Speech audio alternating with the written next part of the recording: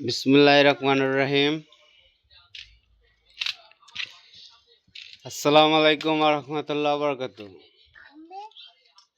আল্লাহ আমাকে পয়দা করছে, সৃষ্টি করছে, তৈরি করছে, মানুষের ভিতর দিয়ে আবার জন্মাইছে। তারপরে পৃথিবীর সব কিছুর দিক দিয়ে জ্ঞান অর্জন করানোর মাধ্যমে শিক্ষা অর্জন করার তৌফিক দিয়েছেন। আমি ইমাম মাহাদির দলে। তাই পৃথিবীর আরো অনেক আছে যারা ইমাম মাহাদির দলে, তাদের ট্রেনিং আল্লাহ অলৌকিকভাবে নেয়, যা চিনতে গেলে বুঝতে গেলে আপনাদের ইবাদত করতে হবে, আমল করতে হবে এর মাধ্যমে। কারণ পৃথিবীটা পরীক্ষার জায়গা, এখানে পরীক্ষা বুঝতে হবে, পরীক্ষা পাঠাইছি কিসের জন্য সেটা বুঝতে হবে।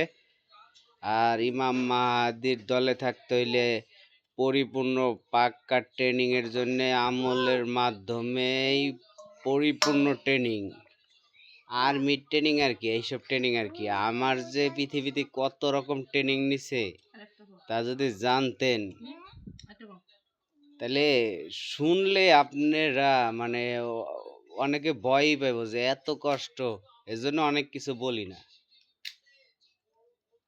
ঠিক আছে? কারণ একদম সর্বনিম্ন জাহান্নামী যে সেও বেহেস্তে গেলে এই পৃথিবীর 10টার সমান এত বড় বেহেস্ত জান্নাত দিবে, হাদিসে আছে, বলছে।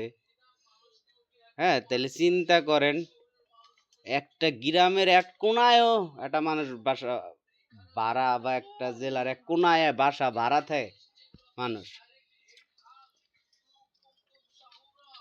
আর চিন্তা করেন, তাইলে চিন্তা চিন্তা করেন, ফিল করেন, ফিল।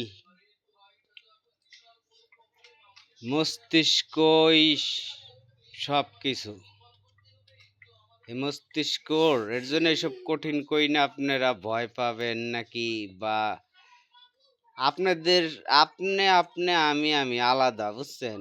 আমার সাথে যত কঠিন কষ্টের যত কিছুই হোক, আপনার সাথে তাও না হইতে পারে, তাই দেখা গেছে ভয় পাবেন।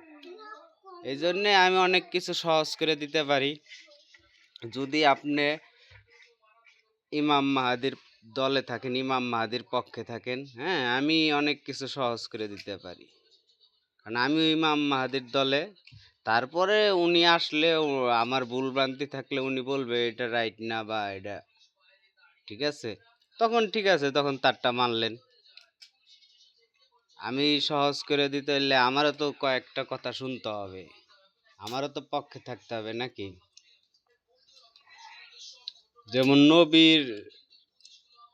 নবী তো এটা নাম, কিন্তু নবী কতজন? তারপরে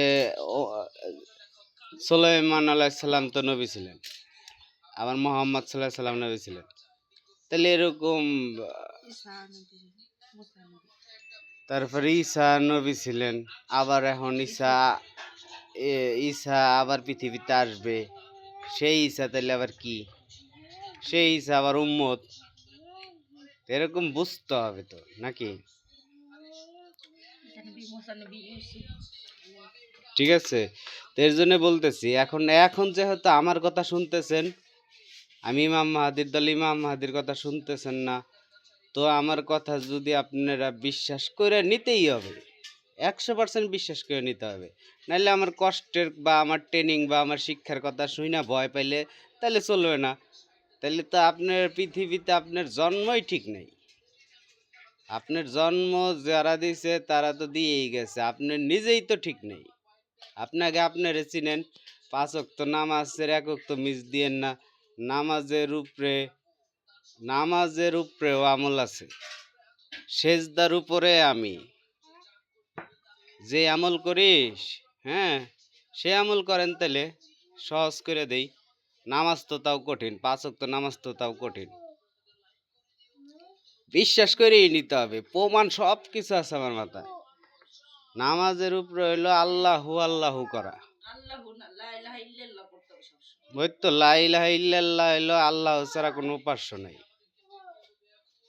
তুমি তো এটা তর্ক করলে এরকম কতজন তর্ক করতে পারে যে লা ইলাহা ইল্লাল্লাহ, তাহলে লা ইলাহা ইল্লাল্লাহ করেন। এই আল্লাহ ছাড়া কোনো উপাস্য নাই, তাই লা ইলাহা ইল্লাল্লাহুর সহজ আল্লাহ। আল্লাহ আল্লাহ করেন, যখন কথা বলবেন তখন কথা বলার টাইম টুক বলতে পারবেন না, এটা তো আমিও বুঝতেছি। কথা বলার টাইম ছাড়া সব সময় বলবেন, সব সময় বলতেই হবে বাধ্যতামূলক। আর 5 ওয়াক্ত নামাজের 1 ওয়াক্ত নামাজ মিস দিয়েন না। কোনটা করবেন, দুইটার যে কোনো একটা করতেই হবে। আর কষ্টের কথা নাই বললাম। সবাই কি থাকবেন বললাম না। আসসালামু আলাইকুম ওয়া রাহমাতুল্লাহ।